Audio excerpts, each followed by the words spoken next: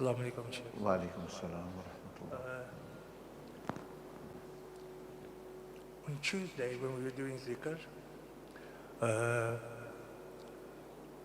had a vision, and it was the second time I had it. To be honest, I should have said something that day, but I felt a bit shy or a bit reserved still because I wasn't quite sure. And basically, what happened, obviously, I cleared my mind and transferred into my spirit, and I wanted to go to Medina. And zikr, you just come into the room, and obviously you were there as well. So I asked you, let's go. I wanted to go to Medina. So we went to Medina, to the Kaaba Sharif, and we started to do a tawaf, started to go around. And obviously you started doing zikr, and you said we need to go. And next thing I know, we're back here, and you're sitting down. I've sat next to you, and I'm just sitting there listening to the dhikr, obviously. And my eyes are closed, and then I'm at peace at the same time. I feel calm. And then I start seeing blue lights coming from the sky, coming through the walls. And at first I couldn't make out what they were. And then I realized it was jinn coming to sit and listen to the dhikr. And before I knew it, it seemed like the whole room, there wasn't people here anymore. It was just jinn sat here listening to the dhikr and being part of it. Sat there, who carried on, and it just sat next to you. And then a light come into the room, and he come over to you, and he put his hand on top of your head. And at first I didn't realize, but it was the Nabi sallallahu alaihi wasallam, and I couldn't see his face or anything make out his facial features, but I could see his beard, and it was rich, and his beard had a ronak, a nur in it. It was shining, and he just stood over you, and he had his hand on top of your head, and I was in my spirit form, so I sat next to you, and he looked over to me, and he said, "Tell the Shaykh Allah's pleased with him."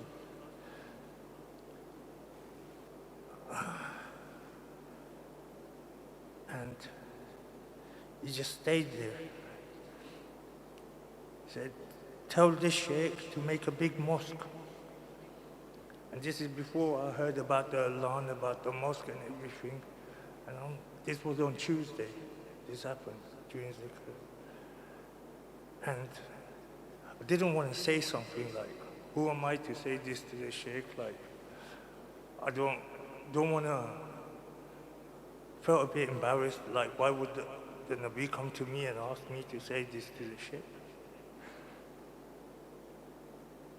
And then he put his hand on top of my head, and I felt my whole body I felt a shiver, like something just went straight through me. And then I heard the jinn. They're saying, "We are Muhammadi. We are Muhammadi." and they're chanting. By now the nasheed is on. And then I looked back again, the Nabi was gone. Sallallahu Alaihi Wasallam, he was gone. And I was confused and I didn't know what to do. I didn't know how to tell you. I didn't know whether I should or what should I do. But since then I've been trying to reconnect with my spirit, and I can't reconnect. I can't. I've come close. I see my spirit form, but I can't reach him. It's like that. It's faded, and I thought until I don't tell you, I can't get that reconnection, because he's told me to tell you something, and I haven't done it, and I just wanted to feedback.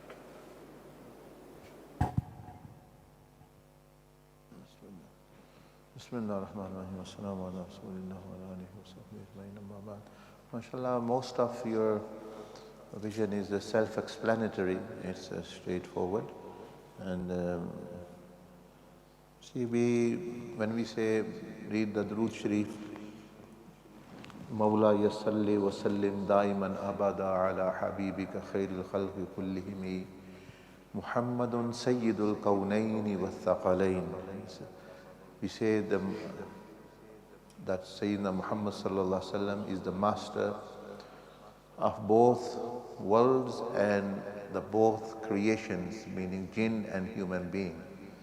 So Quran came for both human beings and jinn. The Prophet al-Islam also is the prophet of jinnat as well. So the jinns, they also have to read the kalima of La ilaha illallah Muhammadur Rasulullah, and they are responsible for that. And like us, they are responsible for everything, every command which Allah subhanahu wa ta'ala has given.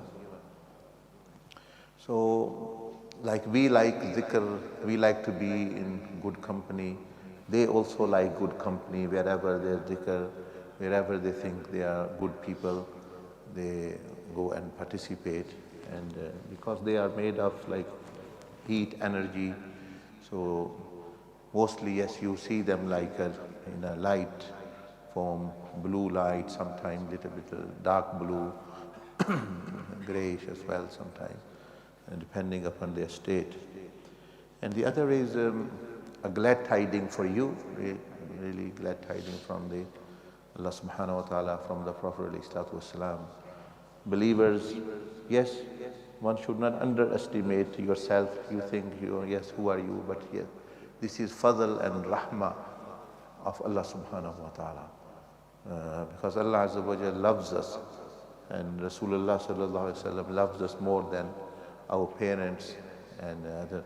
So they want us to actually be blessed, and Prophet ﷺ said that if one takes one step towards Allah, Allah subhanahu wa ta'ala takes 10 steps.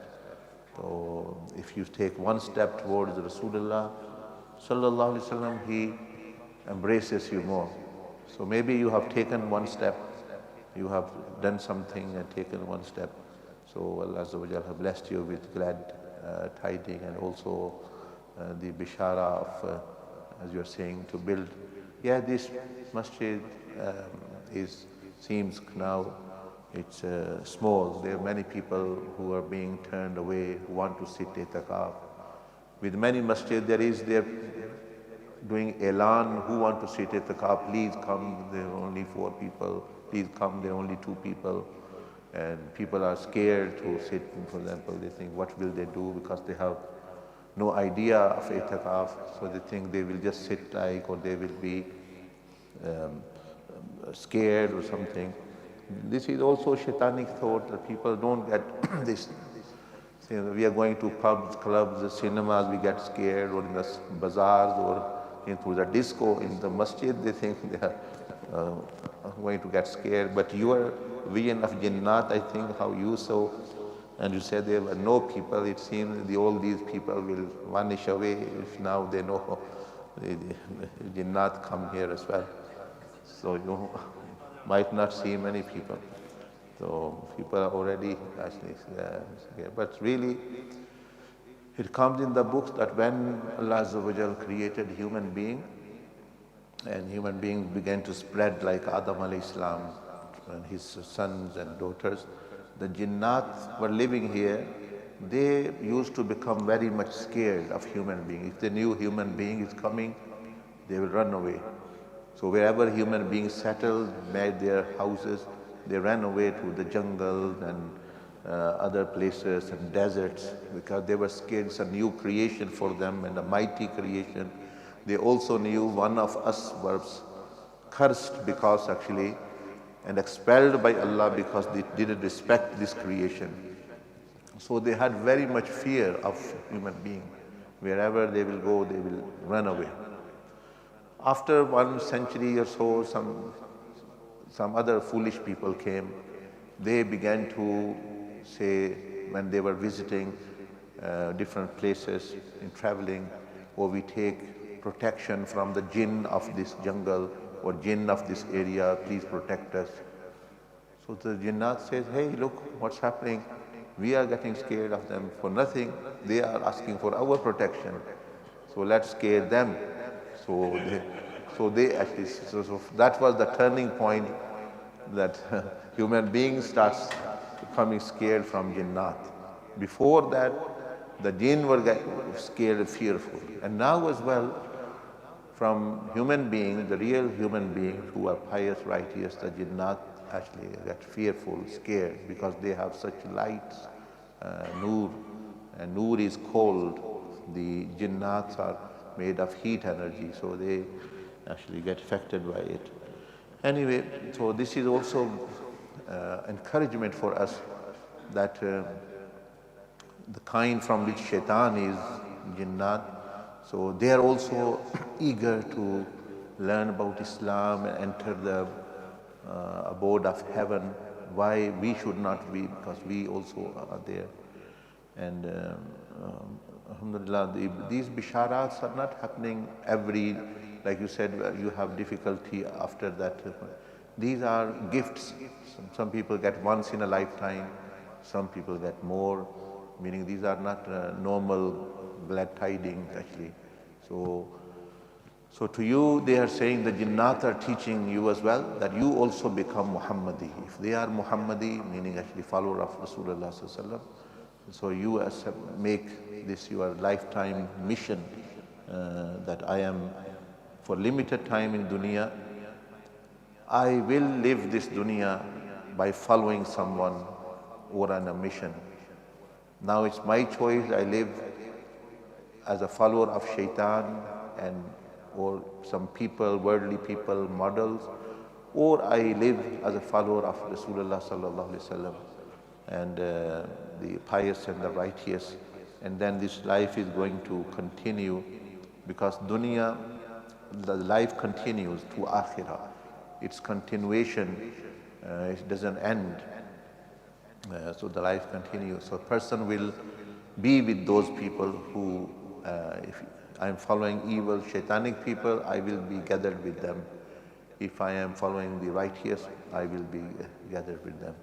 So mashallah, it is a blessing and glad tiding for you and as well.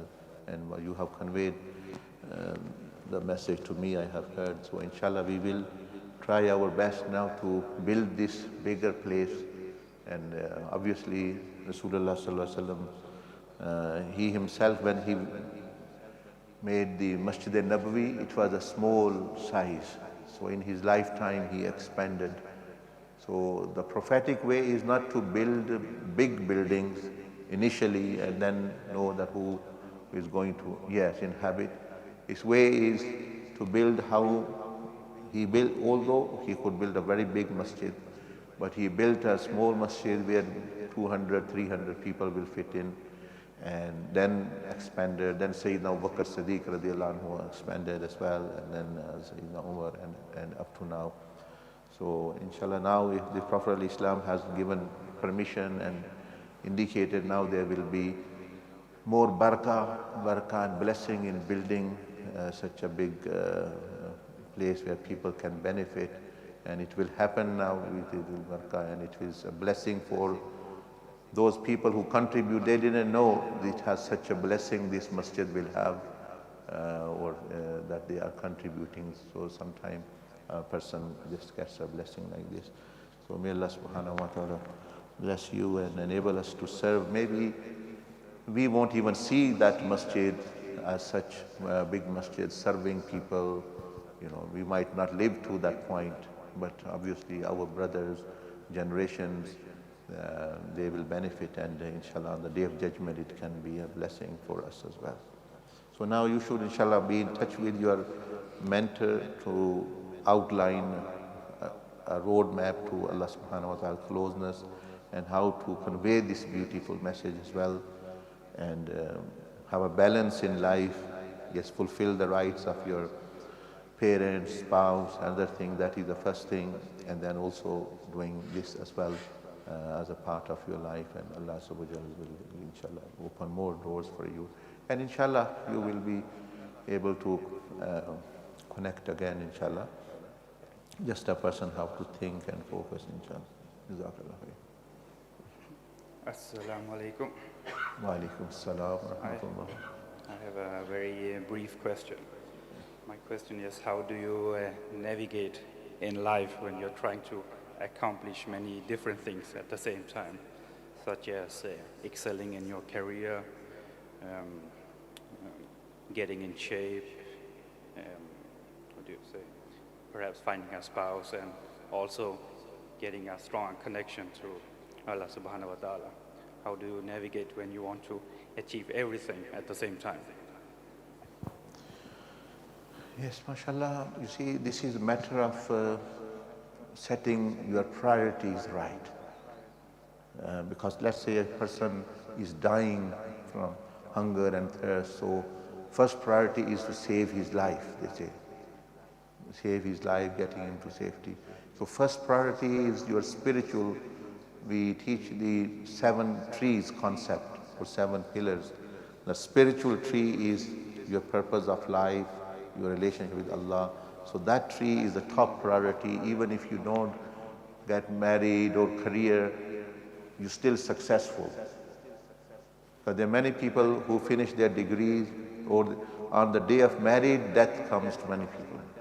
Meaning we see in the programs, sometimes the video recording, husband and wife coming together, and husband passes away, or the wife. People have got PhD degree in their hand, they've not reached home, and they passed away, something like this. So these things, that's how you set the priorities right. That what is it, that one thing, if I lose, then I lost everything. And what is it, that one thing, if I have, then it doesn't matter even if I lose other thing.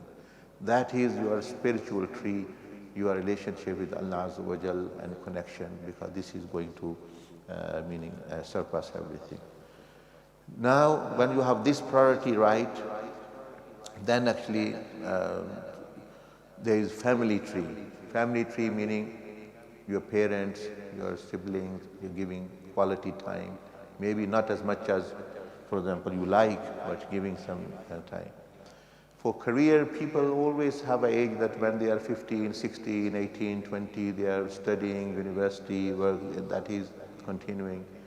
And for staying in shape, people exercise, alhamdulillah, this is not an issue. But actually priority would be your spiritual tree, and then your family, and obviously your career. With it, if you can stay fit as well, good and well, but actually that takes actually. So I think you should have maybe a meeting with one of the mentors and visit those 7 trees.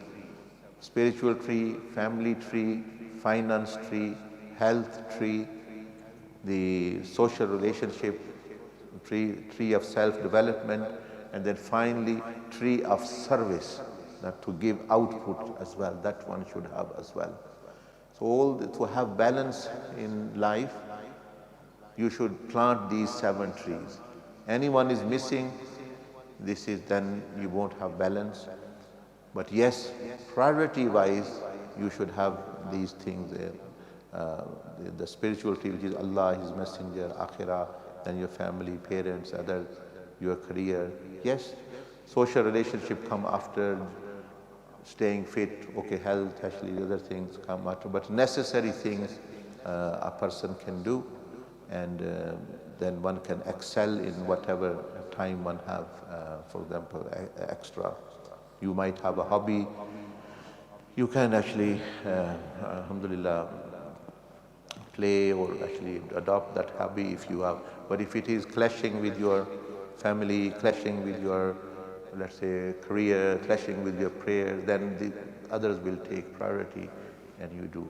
So inshallah, if a person have the right set of priorities, so then they can achieve all these things and not become a loser, inshallah.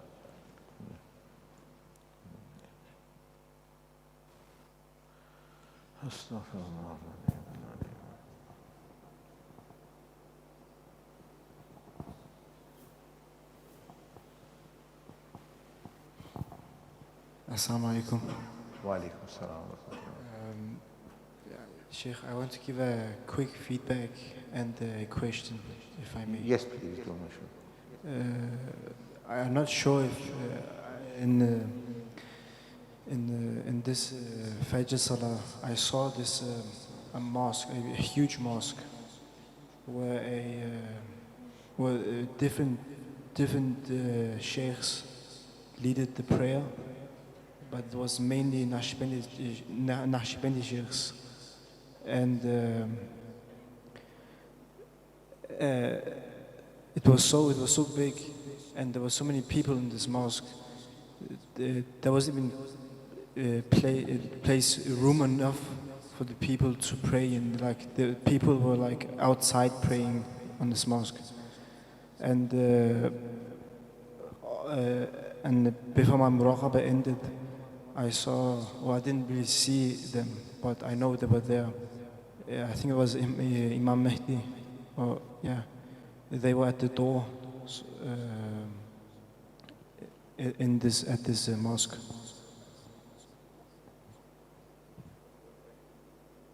And the question is, I have a cousin who's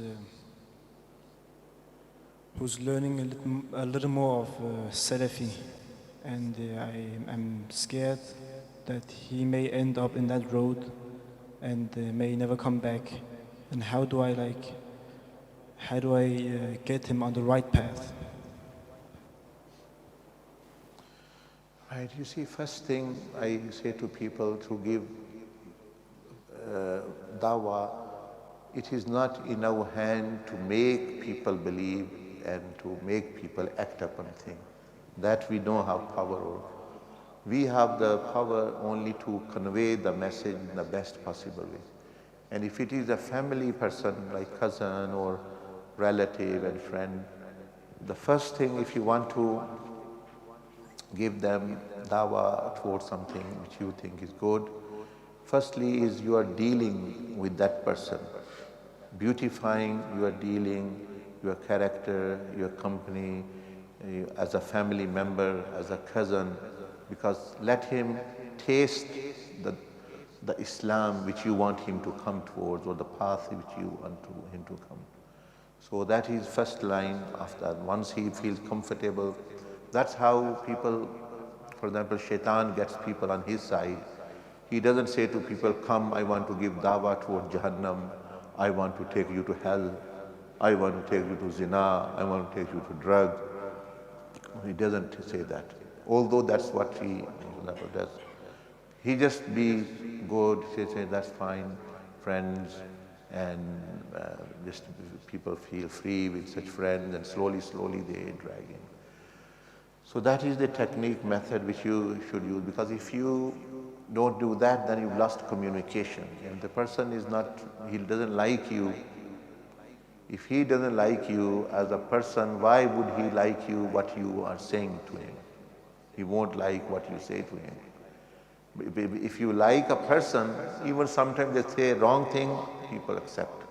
Say, oh yeah, this is my friend, he said, I would take it serious. So this is, second is to do dua. And third thing is that our way and method, our tazkiyah, acting upon Quran is quite simple. All this path, as you've seen there on the diagram, it consists of 4 stages. Very simple. I mean, any Salafi, any person, no one can disagree. For example, first stage is purification of the 7 organs. No one can disagree with that. That your tongue should be used correctly, your ears should be used correctly. Don't use in a negative way, sinful way, your hands, your private part, your stomach. Second stage is purification of the mind. Don't plan evil, don't think evil, think good, plan good. Third is the stage of the heart. Have good traits, have love of people, have generosity, have forbearance, control, be forgiving, etc. So having good traits and remove the bad traits. And fourth, purification of the nafs. Nafs is the emotions, emotional self. Don't let your emotions control you. You control the emotion, doing some emotional management. So basically this is the path. Purification of the body, of the mind, of the heart, of the soul. Now how that person prays, he puts his hand here, this is, or doesn't put there, for example, this is their old sunnah, meaning that's up to them actually, where they can follow their, whichever of the 4 fiqhs they follow. So alhamdulillah, if you invite for these things and do not get involved in petty arguments and saying you are wrong here, you are there, so then it's more likely they will accept, because with this, what I've said, the 4 stages, even non-Muslims don't disagree. Okay, they have different belief system, that's a different matter. But no non-Muslim will say, Jewish, Christian, okay, you should do evil with the tongue, you should do evil with the ears, you should do evil with the hands, you should think bad, you should want bad, and your heart should have jealousy in it. No. So on that, this is the path actually. So this is what you invite, which is acceptable. Other things, alhamdulillah, you leave to them. And regarding the vision, mashallah, is good vision actually that the brother was speaking about masjid. I mean, you see in the masjid as well, and the pious people and the righteous people there.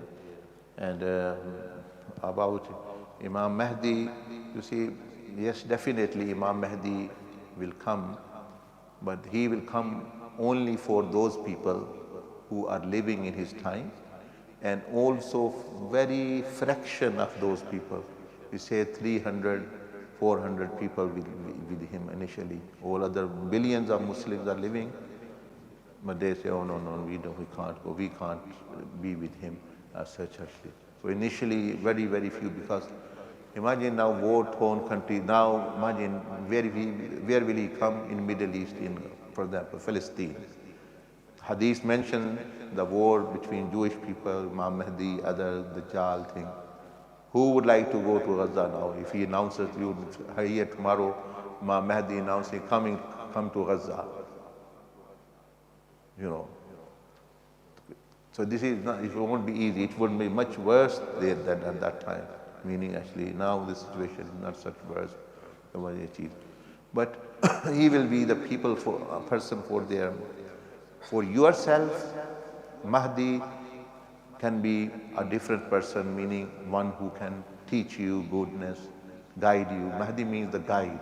For you might be the guide someone else. He will be the guide for whole of the earth at that time for you yourself. So I normally say to people that don't worry about that Imam Mahdi, because he is going to execute his duty very well. He will not be in need of us. He will execute his duty very well without any difficulty by the will of Allah. So it's no problem of him. He will face problem, Allah will help him. The real people who are in difficulty are us actually, who are not even actually fulfilling. So I normally say to people that look, Mahdi Azam, this Mahdi who will come is small Mahdi. Who is the Mahdi Azam, the greatest Mahdi was Rasulullah sallallahu alaihi wasallam, and he is the Prophet of Islam.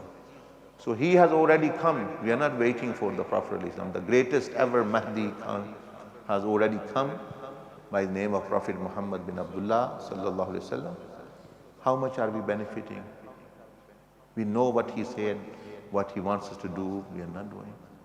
So who will benefit from the small one if these people are coming? They are not benefiting. So I just actually to make people understand that actually before following Imam Mahdi, follow the Imam of your masjid. Your Imam of the masjid waiting for you, Fajr time, and we do not get up. So Imam Mahdi will be calling us towards death, towards sacrifice and martyrdom. And those people who cannot follow the Imam, who is just asking them to pray, so how will they actually?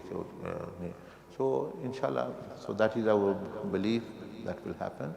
But we should do what is required from us in our times actually.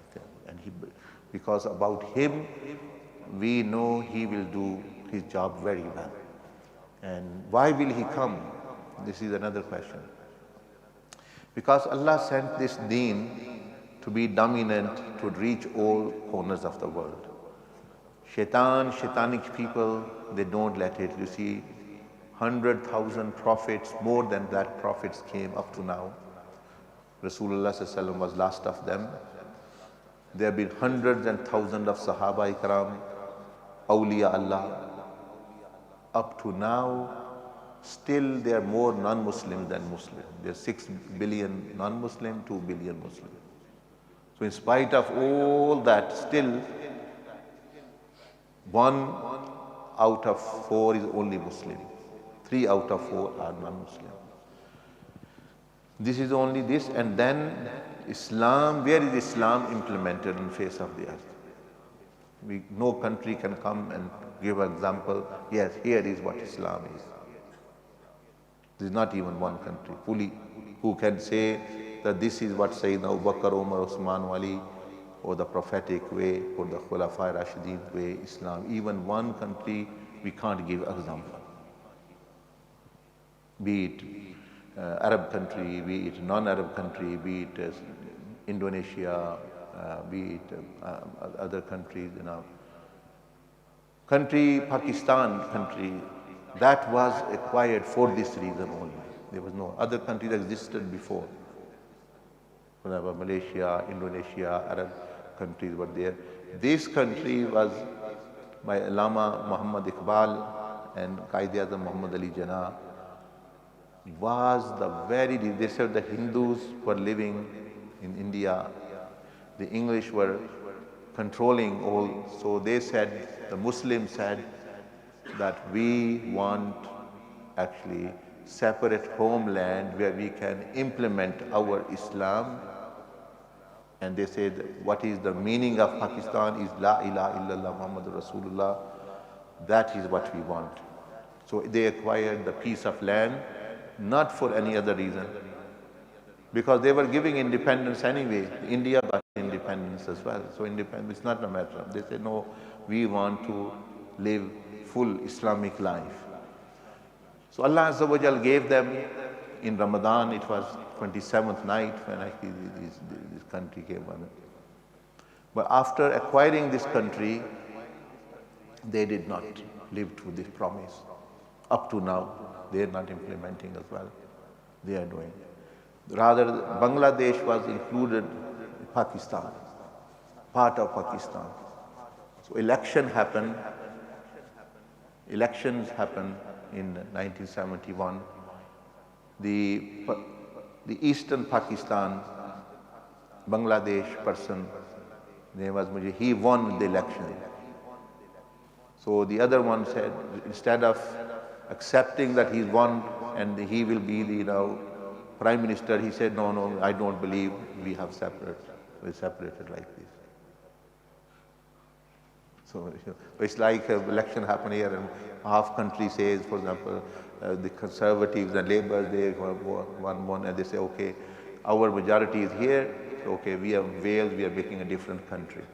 England, we are making a different country. This, so that's how it happened. So one, it is a historical fact is known that the election happened and this person won and the others just actually instead of accepting defeat, they said, oh, okay, we don't want to come. So coming back to what about Imam Mahdi, Allah subhanahu wa ta'ala said in the Quran, وَالَّذِي أَرْسَلَ رَسُولَهُ بِالْهُدَى وَدِينِ الْحَقِّ لِيُظْهِرَهُ عَلَى الدِّينِ. I have sent a messenger and deen to be dominant over all the face of the earth. That has not happened. And if it is left to people, it will never happen. Because the shaitanic forces, Khilafah came once, Usmaniya, Khilafat-e Usmaniya, like you are from Turkey, what happened with conspiracies and they brought it down. Khilafat-e Abbasiyya, and now it is tatters, meaning all 57 countries, they were one Khilafah, and now it is there. So if it is left to people or us, never that time will come where Islam become dominant over. So Allah wants to fulfill His promise which He made with His Prophet and sent Prophet, that one time at least, even before the Day of Judgment, Allah will use His power. Not Imam Mahdi, we don't have power. He won't even know Imam Mahdi. So all those people who claim, I am Mahdi, that's the self-evidence of their falsehood, because Imam Mahdi even won't know I am Imam Mahdi. These are strange Mahdis they already know. People will be saying to him in Kaaba, you are Mahdi. He will say, no, no, no, I am not. I'm just a normal person. So, but signs will appear which will actually show he is Mahdi. So Allah wants to fulfill this promise once at least in whole of the earth's life, okay, that my deen became dominant over whole of the face of the earth. So it is mentioned in hadith that actually there will be king in Arabia, Saudi Arabian area, and Mahdi will come, will be recognized in Kaaba. Now situation, for example, like look at now, someone claimed they are Imam Mahdi. What will the government do in Arabia? They will send an army. That's what's going to happen. They will send an army to kill him, but that army will be swallowed by the earth. So then people will know this is not a normal person, he is the true one. So once at least on whole of the earth, from east to west, north to south, his khilafah or the Allah's system will actually prevail. But the thing is that the Prophet ﷺ again said, this will only last 7 or 9 years only. His khilafah will only 7, because it was to fulfill a promise. It was not that it's forever happening. 7, 9 years it will be, the government will run in a good way. After that, when Imam Mahdi passes away, again people are fighting within each other, Muslims are fighting with each other, kuffar have become dominant, and all these things. And then Day of Judgment is going to come, and Majuj and others and things. So similarly, people ask about Dajjal, or Dajjal, when he is going to come. So it's as though they are going to fight him. I say, we can't fight a photo of woman pornography. For us, that is enough to lose our iman and we command, or a little bit of money, fraud. So we don't need that Dajjal. For us, these small things are enough to destroy. That will be for very, very pious and righteous people that who will stand their ground. Okay, they are going to help. For us, little bit of things, they actually, and someone might lose their temper and say, oh, I am angry, I don't know now anyone. If he's speaking about shouting at his father or mother or beating wife up. For him, the anger is enough for the Dajjal. For him, he can't control. Some people can't control a sip of drink, alcohol. For them, this is the Dajjal. For some other, just one cigarette, one drug, one pill is the Dajjal for them. So for us, these petty things are enough to destroy. Wo Dajjal aayega for against Imam Mahdi, or against great awliya who will be such a powerful iman people that he will cut one person into two pieces. A wali, it is said about Sayyidina Khidr, or another wali will be from Ali. He will cut him in two pieces and again to make him alive. And then he will say, now you believe that I am God, look, I killed you and now you are alive. He will say, now I have more conviction, I am more assured that you are definitely the Dajjal. Because actually our Messenger ﷺ mentioned that you come and you will do this and this is. So ye hai, inshallah. Jazakallah khair. Okay, mashallah. So inshallah we should all try to be righteous. We are forerunners, or we prepare generations who can be in the follower and armies of Imam Mahdi. But at the moment we should try ourselves to sort ourselves out and little bit petty Dajjal to deal with them. Subhanaka wa bihamdika nashhadu an la ilaha illa anta. Mola, Mola, Mola, Mola. ये दिल तेरी रहमत का